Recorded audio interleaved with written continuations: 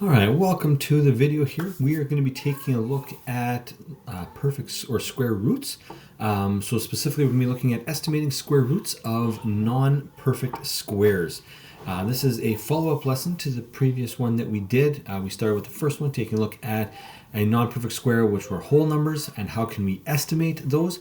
Today, we're going to move on to looking at decimal numbers, which resemble nice square roots. Again, they're not perfect squares because they're decimals, but they are nice square roots that we can understand using our perfect squares. So we're going to do a little bit of just a review here of stuff that we have done in the past. So things like the square root of 0.25.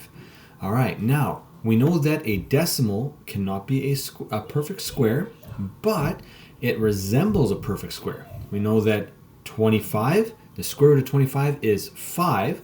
And so using that knowledge, we know that the square root of 0.25 is going to have half as many decimal places and will be the square root of 25. So the square root of 25 is 5, and so the square root of 0.25 would be 0.5. So this is, again, a way that we can use our understanding of perfect squares to resemble or to solve for a value. Let's look at another one. All right, 0.81. Well, again, remember, it's got an even number of decimal places. It looks like a perfect square, right? 81 is a perfect square, so it looks like it. The square root of 81 is 9. We're going to do half as many decimal places, so 1, and our answer would be 0.9. Now again, we can go another step further. A reminder here. So we have the square root of 0.0289. All right, now this is a little bit bigger, right? It's got 4 decimal places. Again, 4 is fine. It's an even amount. Okay, we always need to have an even amount. And we look at 289. Well, is 289 a perfect square? Yes, it is, right? The square root of 289 is 17. We have 4 decimal places in our question. We're going to have 2 decimal places in our answer because, again, we have to half it. And so we're going to have an answer of 0.17. All right, these are nice square roots because they resemble a perfect square. But what happens, okay, in a case like this, where we have a non-nice square root, something like square root of 0.3? Well, again, in many cases, we would just grab a calculator and we would try to solve for what the square root is, and then we would, have it. But what we want to do today, and again, the purpose of this lesson here is how can we estimate? Okay, are we able to estimate our these square roots using our perfect squares? So first thing we're going to do, now again, remember, when it comes to decimals, we always want an even number of decimal places. So to estimate, we're going to make this an even number. There's only one right now. How can we make it an even number? We add a 0 at the end, exactly, right? So we add that 0 at the end, and now we have an even number of decimal places. Okay, looking at this one now. Is 30 a perfect square? No, it's not. What we have done before, if we were looking at just 30 by itself, we would take 25 and 36, which are perfect squares around 30, and we would then use those to estimate 30. Well, we're kind of going to do the same thing again. We're going to go through those same steps that we did before. So we're going to draw a number line with 2 benchmarks. There we go, right? These are the same steps that I showed you in the previous video, and I've just tweaked them a little bit to represent decimals instead of our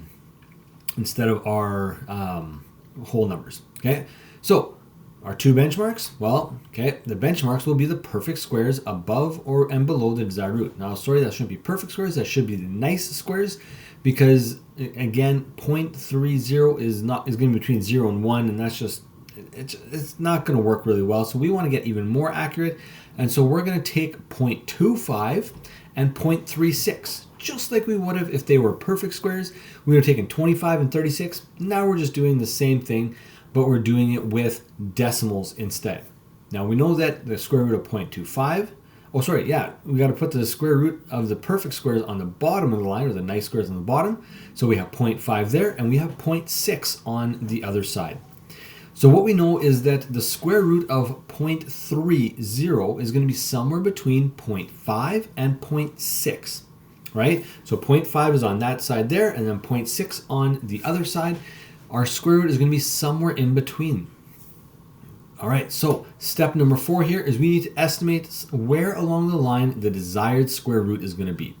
Well, 0.30, or think of it as 30 if you want, if that helps you, is kind of in the middle of 25 and 36, right? 30 is kind of in the middle. So let's see, where is it going to bring us here? Well, it's going to kind of go back and forth a little bit.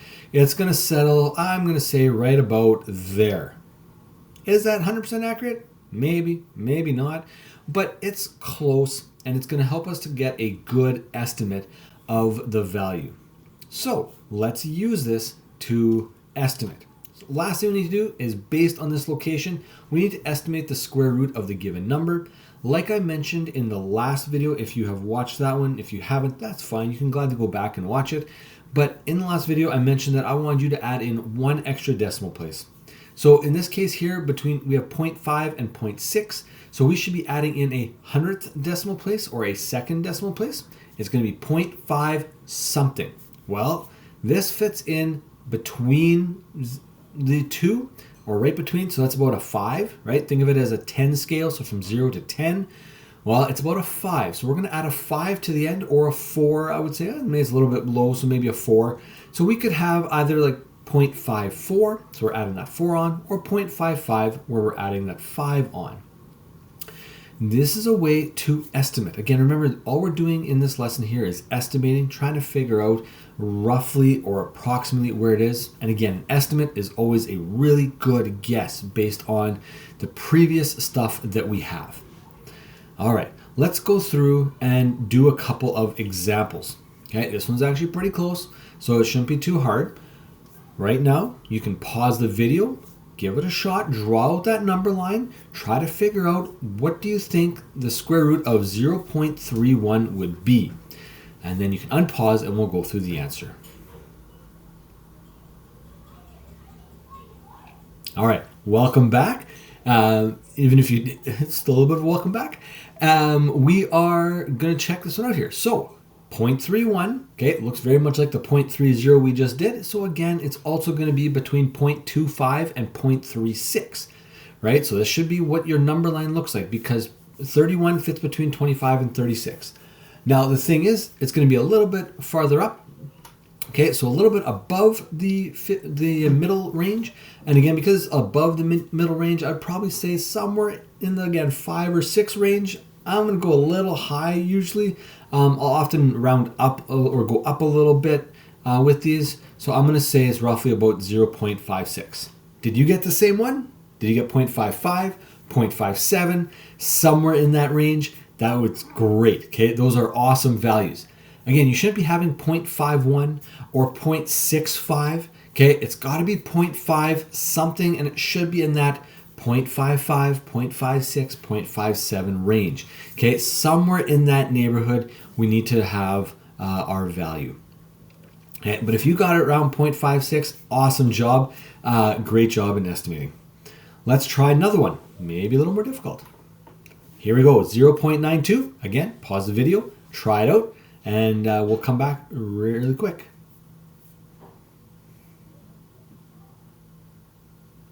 All right, we're back. Okay, let's estimate. Well, we got 0.92. Well, what's 92 in between of, right? It's in between 81 and 100.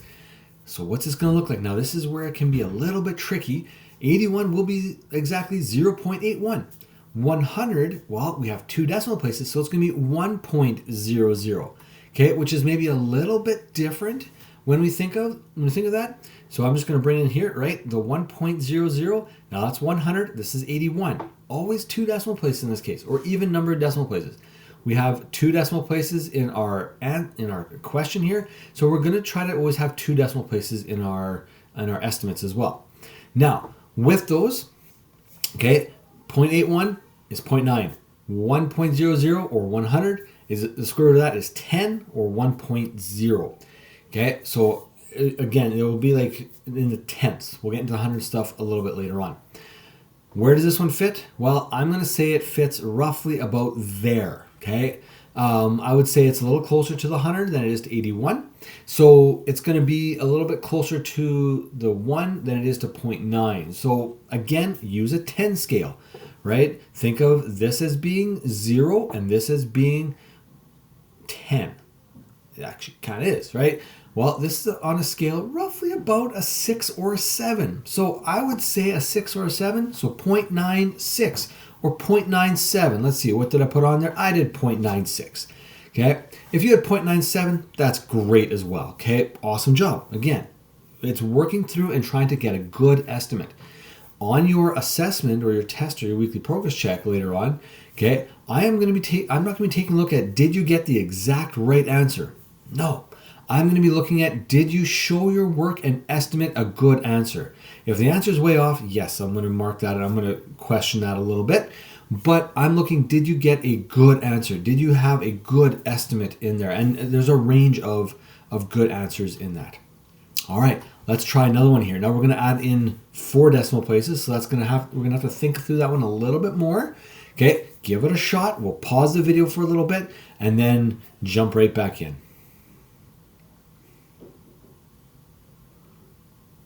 Okay, welcome back. Let's try it out here. We have the number 7. There are an even number of decimal places, right? 4 decimal places.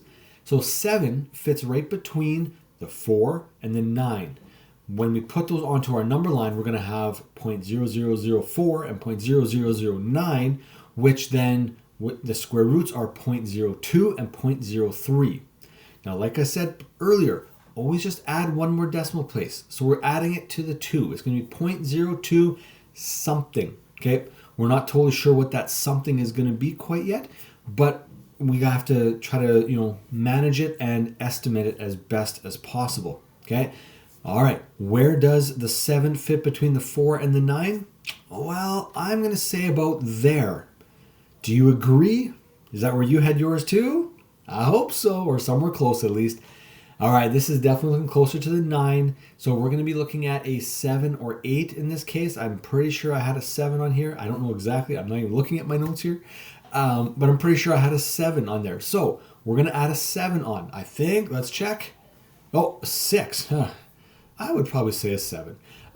Maybe I'm looking more at the exact answers, but a 7 or even an 8 would be just fine based on the way that I've drawn it out, and I would say my drawing is pretty good. So if you had a 6, a 7, or an 8, totally fine. Again, it's looking for a good estimate. I'm not expecting you to say it's 0.02644316258. If that's even the right answer, I don't have it in front of me. What I'm asking for is, did you estimate it and add one more decimal place in? So we had 2 decimal places for the answers, right? 0.02, 0.03. So we're adding just that 3rd decimal place in, or that 1,000th place. All right, let's do another one. We've got a couple more here. All right, 0.0302. Okay, it's a bigger number. What are the nice squares that go around it? Pause for a little bit, and we'll come back in a minute. All right, we're back. Let's see, did we get them? What are the perfect squares that are around 302? Think. Oh man, can we get it? All right, here we go. We have 289 and 324. Remember, 289 is 17, 324 is 18. Because we have 4 decimal places, we're going to have 2 decimal places in our answer. So in this case here, we have 0.17 and 0.18. We're going to be adding in that 3rd decimal place at the end, right? So we have to figure out, where does the 302 fit between 289 and 324. Now again, I do think of them as being whole numbers, right? 289, 324, 302. And I do that just because the whole numbers of our perfect squares are easier to remember than if we always have to think decimals. But I write it in with the decimals so I know I'm dealing with decimals, okay? So again, we just have to look at how do we compare the two. All right, where does the 302 fit in? Well, I think it fits in a little closer to 289. Did you agree? Is that where you had yours? I hope so. I think we got it. Awesome. Okay, now this is a bit closer to the 0 side, so we're going to probably have like a 3 or a 4 depending on your opinion on it, or kind of where you thought it was going to be. I put a 4, okay, so 0.17, and then I added the 4 onto the end because that's my scale, right? I have like a 10, always think that 10-point scale. And then where does it fit on that 10-point scale? So in this case, I did a 4. If you had a 3, that would be awesome. 2 or 5 would be maybe a little on the outside. Honestly, on a weekly progress check, if you have a 2 or 5, I'm going to give it to you. As long as you've drawn it out somewhat accurately, I'm going to give it to you on that one as well. All right, are we ready? Let's try this one here. Okay, think about it as a decimal. Don't think of it as being between 2 and 3. Okay, so think about it as a decimal. And I'm going to pause, and then we'll jump right back in. All right, we're back. Okay, think of it as 253. What are the perfect squares that go around 253? Are we ready? Did you get them? Okay, we have 225 and 256. Now, 225 is 15, 256 is 16, and so it's going to be somewhere between that 15, which is 1.5 here, and 16, which is 1.6, right? We have 2 decimal places in the question, so 1 in the answer, and so it's going to be somewhere between 1.5 and 1.6. We're going to add on that second decimal place, and again, we have to remember that with 2 decimal places in our question, we have 1 decimal place in our answer, but we're going to estimate an extra decimal place onto there. All right, okay. Are we ready? Where does it fit? Well, this fits really, really close to the 256, right? Okay, it's pretty close. It's going to be a 9. It's so close. Okay, so that 9 is going to get added on to the 5. Remember, it's always 1.5, that first one. Okay, the one on the other side, on that side right there. Okay, the 1.5, we're adding on the next decimal place. It's going to be a 9 here. All right, it's going to be roughly 1.59. Even if it's super close, don't estimate it's 1.6. No, it's below that, so throw on the 9, right? Even if it's really close to 225, say it's 1.51. Okay, always add on between a 1 and a 9. Don't add a 0 or onto the end of those. All right, okay, so far so good. All right, let's try the next one here. We have 1.5. Now, like I talked about on the example right at the beginning, we want an even number of decimal places. So how do we get an even number of decimal places? Well, we got to think a little bit differently here. We got to think 1.5. All right, so give this one a shot again. Do a little estimate. See if you get it. And then we'll come back in a minute.